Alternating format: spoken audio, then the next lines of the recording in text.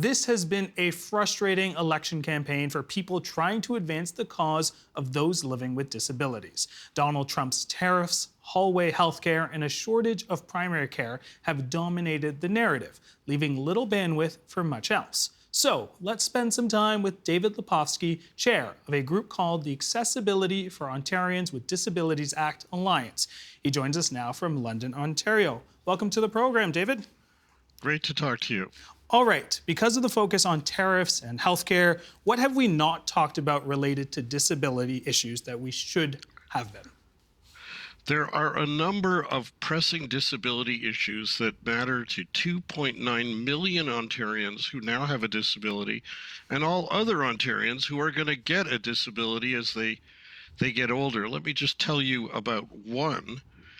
Our province was by law required to become accessible to people with disabilities by the start of this year. That was the requirement of the Accessibility for Ontarians with Disabilities Act, passed 20 years ago with a 20-year deadline. Well, guess what? New Year's Day came. We still live in a province full of physical barriers, technology barriers, bureaucratic barriers that impede people with disabilities who try to get a job or get an education or ride public transit or just go shopping. Well, this election was called right after the government blew it on this deadline. So we were ready, and we called on the parties to each make an Accessible Ontario pledge to specify what they would do to fulfill the commitment in the Disabilities Act, even though we failed to meet the deadline. And three of the parties have answered with detailed commitments: the Greens, the NDP, and the Liberals. The Conservatives have not even answered. Similarly, in the 2022 election, the other parties made commitments to us, and the Tories did not answer. Now, we're nonpartisan. We're not out to campaign for or against or to support or oppose any party. We want all the parties to make these commitments, so we've done two things. We've tried as best we can on social media and every way we can to get the Conservatives to make a commitment. They didn't answer. Last week, an all-candidates debate was scheduled on disability issues in Toronto with a number of disability organizations, of which we were part, organizing it. All the parties sent representatives, again, except the Conservative Party. So we tried to give them a chance there to present what they'd be prepared to do. So that's where we're at. And sadly, a number of the mainstream media outlets have not told voters this. So voters are being told by the media, what the polls are saying, but they're not being given the information they really need so they can decide what their priorities are. David, you had mentioned those commitments from the other parties. Can you walk me through some of these commitments? Under the Disabilities Act, there's supposed to be effective enforcement. Right now, the enforcement is paltry and, frankly, pathetic. The Minister for Accessibility, Raymond Cho, says it's working. Well, he's the minister responsible, but unfortunately, his track record on enforcement has been, respectfully, abysmal. Now, we need to get in place accessibility standards so people know what they got to do. There are a few that have been passed, but no new ones have been passed since 2012. For example, 250,000 or more students with disabilities in Ontario-funded schools face incredible barriers that impede them from getting a good education, and you need a good education to get a good job. So what happened was the government committed to enact an accessibility standard for education. That's good. The government had in place an expert advisory committee to recommend what it should include. I had the privilege of serving on that, honored to do it. But over 3 years ago, it rendered its report, and subsequently the government's done nothing. So we need an education standard for them. Finally, there's lots more, but just in brief, it is absolutely important the government not use public money to create new accessibility barriers.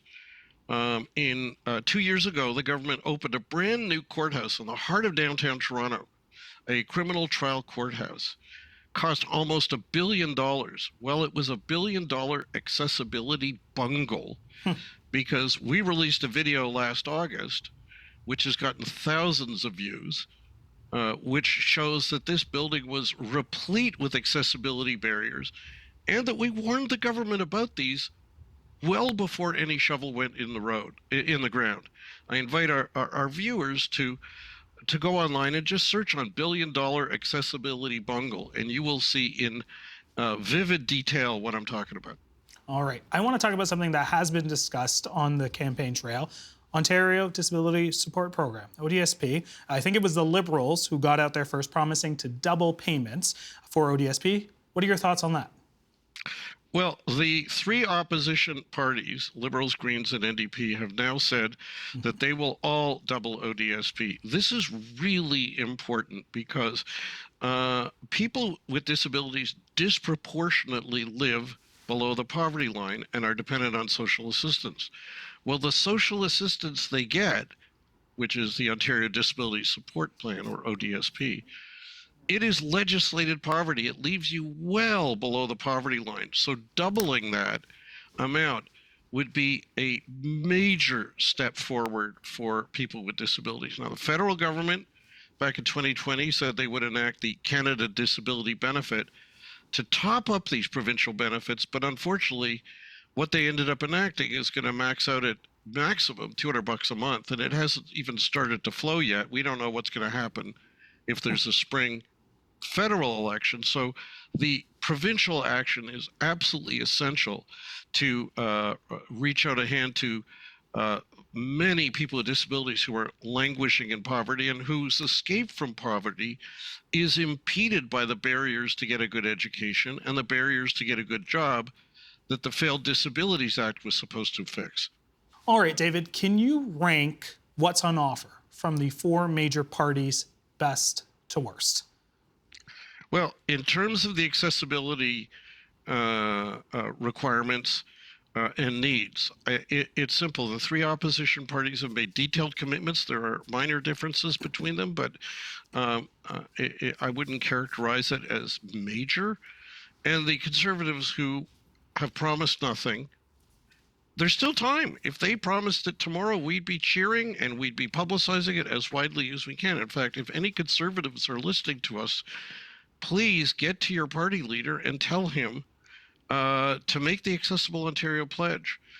I would have made the pitch to him personally, but unfortunately, Doug Ford's the only premier in the past 2 decades who's refused to even meet us.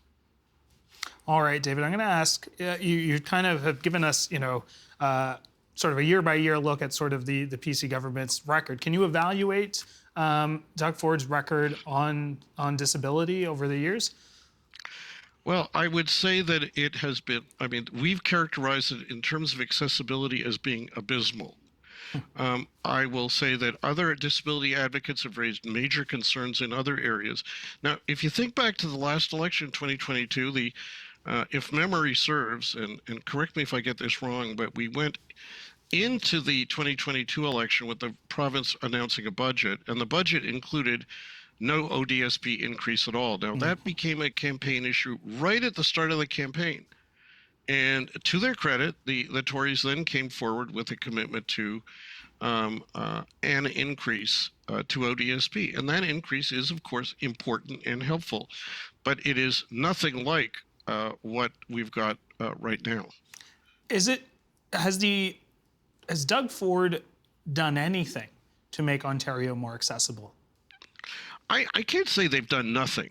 What I can say is they've done far less than they should, and that in key ways they've made things worse. By building new infrastructure like the new Toronto courthouse with barriers, they've made things considerably worse. Remember we had a big fracas last fall about bike lanes? Right. Well, unfortunately, a number of municipalities are building new bike lanes on top of sidewalks, not at street level. This is very dangerous for blind people like me who can't know that the sidewalk that we thought was safe is actually a dangerous bike path. So we wrote the Tories, the Doug Ford government, when they had this bike lane legislation before the legislature, and said, we didn't take a position on whether we supported or opposed their bike lane legislation, but we said, if you are regulating bike lanes, could you please forbid municipalities or anybody else from building bike lanes at sidewalk level that endanger people with disabilities, personally, I will say, like me. Well, they didn't. So they actually missed huge opportunities, and in a number of key ways have made things worse. David, we have about 30 seconds left, and I want to ask you one more question. If a party wanted to be responsive to disability issues here in this province, tell us 3 things that they have to have in their platform. Enacting an accessibility standard in healthcare to tear down barriers facing patients, and an education standard, an accessibility standard in education, tearing down barriers facing students with disabilities, implementing effective enforcement of law, so we don't reward lawbreakers or leave them at liberty to be lawbreakers, and finally, a comprehensive strategy so that we never again use public money to make things worse by creating new barriers. David, thank you so much. Always a pleasure to have you on the program. Take care. Thank you very much for including me. Thank you.